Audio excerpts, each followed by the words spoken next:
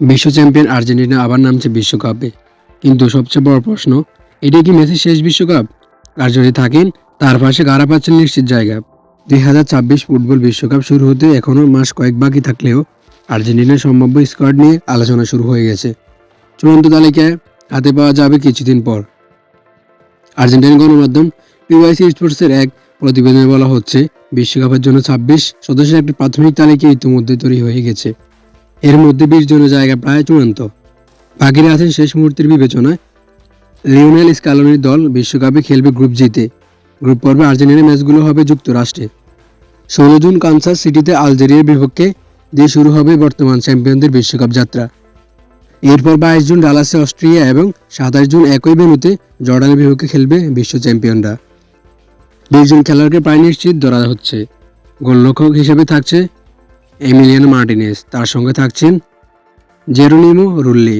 রক্ষণভাগে নিয়মিতদের মধ্যে আছেন Molina, Gonzalo Montiel, Cristian Romero, Nicolas Otamendi, Lisandro Martinez, Nicolas Tagliafico. মিডফিল্ডে স্কালোনি বর্ষার নামগুলো হলো Rodrigo De Paul, Leandro Paredes, Enzo Fernandez, Mac Allister, Giovani Lo Celso. এছাড়া সাম্প্রতিক সময় গুরুত্ব পাচ্ছেন জুলিয়ানো সিমোয়েনে ও তরুণ নিকো পাস। আক্রমণ ভাগে সবচেয়ে বড় নাম হচ্ছে লিওনেল মেসি। তিনি খেলতে চাইলে বিশ্বকাপে থাকবেন বলে ধারণা।